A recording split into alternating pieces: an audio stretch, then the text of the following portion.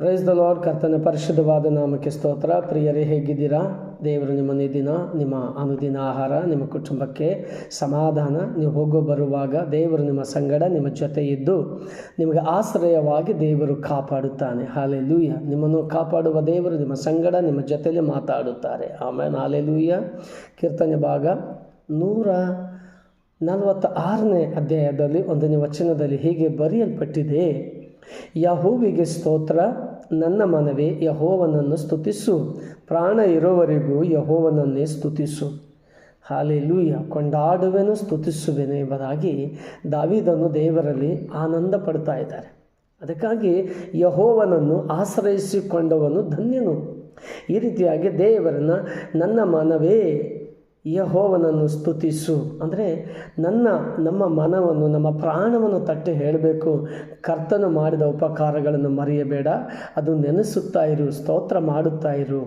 ನಿನ್ನ ಆಶ್ರಯವು ದೇವರು ನಿನಗೆ ಆಶ್ರಯವಾಗಿದ್ದಾನೆ. ಯೆಹೋವನನ್ನು ಆಶ್ರಯಿಸಿಕೊಂಡವನು ಧನ್ಯನು ಎಂಬುದಾಗಿ, ಆತನನ್ನು ಆಶ್ರಯಿಸಿಕೊಂಡವನಾಗಿ ಯೇಸುವಿನ ನಾಮದಲ್ಲಿ ಮಾಡುವ ಪ್ರತಿಯೊಂದು ಪ್ರಾರ್ಥನೆಗೆ ಹಲ್ಲೆಲೂಯ ಬಲ ಇದೆ, ಬಿಡುಗಡೆ ಇದೆ. ಪ್ರಾರ್ಥಿಸುವ ಮನುಷ್ಯನು, ದೇವರನ್ನು ಆಶ್ರಯಿಸಿಕೊಂಡ ಮನುಷ್ಯನು ಧನ್ಯನು. ಲೋಕದವರಿಗಿಂತಲೂ ಈ ದೇವರನ್ನು, ಕರ್ತನನ್ನು, ಯೇಸು ಸ್ವಾಮಿನ ಆಶ್ರಯಿಸಿಕೊಂಡವರು ಅವರು ಧನ್ಯರು. ಪ್ರಾಣವಿರುವವರೆಗೂ ಯೆಹೋವನನ್ನೇ ಸ್ತುತಿಸುವೆನು.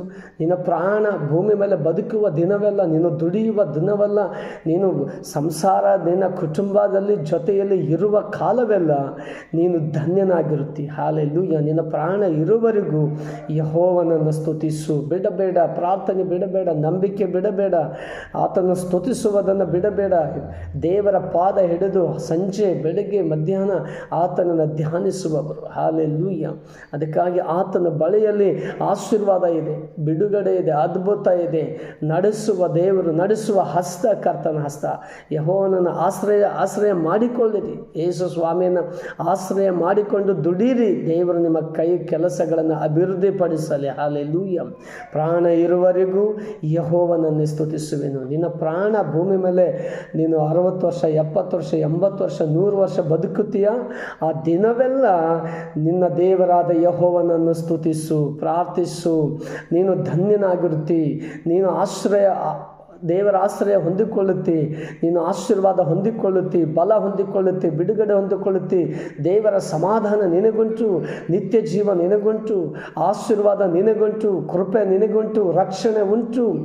ದೇವರ ಸೌಭಾಗ್ಯದಲ್ಲಿ ಜೀವಿಸು, ದೇವರಲ್ಲಿ ಧನ್ಯನಾಗಿರು. ಹಾಲೆಲೂಯ. ಆತನನ್ನು